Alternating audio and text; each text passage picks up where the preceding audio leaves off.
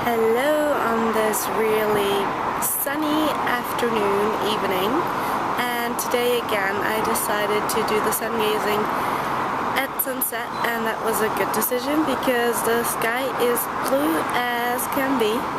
And yeah, the only unfortunate thing is that I then always have to stand on little stones instead of sand, which lessens the effect a little bit, of course, but I think it's still a lot better to actually look into the sun and stand on whatever ground, if it's not grass, than to not look at the sun at all.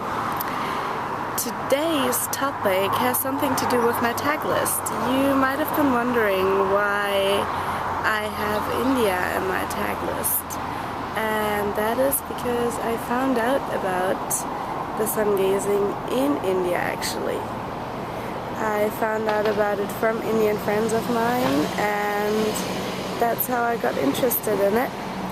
And today, of course, at one point one has to talk about the Indian sun mythology, and that's a little bit of a longer story. Like the Egyptian mythology, Surya or Surya is sometimes referred to as being the eye of the god Krishna, who is the embodiment of joy and love. And of course, as well in Hinduism, in his personification, the sun god Surya is riding on the chariot, and of course as well has 7 horses. It's either actually 7 or 2. In this case it's 7 because they symbolize the 7 colors of the rainbow and the 7 chakras. But those horses have, naturally, to India, where every heavenly figure needs more than one extremity, 7 hats. And Surya is worshipped at dawn and often depicted as holding a lotus in each hand, as having 4 hands, so as well several extremities, and holding a different flower in each. And of course with a golden radiance surrounding him. Hinduism actually has 12 different names for the sun, which all indicate a different characteristic. So just to mention 2 of them, Mitra, for example, means friend or warmth, and Savitri is the name of the divine sun at the times of dusk and dawn, and means brilliance.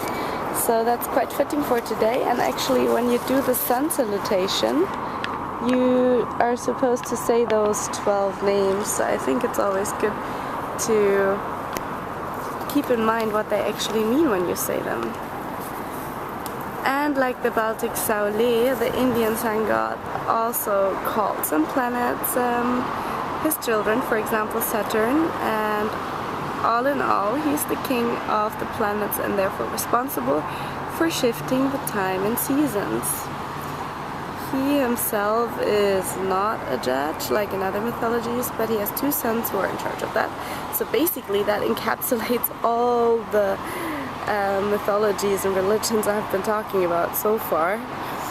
Interestingly, one of his wives, just like Apollo and Helios, who seem to have been not very fond of monogamy, was unable to stand his shining light, and therefore was said to have created a double form of her own shadow, to act as his wife. So the sunlight can never be without the shadow, and vice versa. But even more interestingly, she was the goddess of consciousness. And what does that tell us? That consciousness can't stand the brightness of the sun. Well, I would say that's something to ponder about the rest of the evening. And that's it for the quite extravagant Indian sun god Surya. So have a beautiful evening. Bye!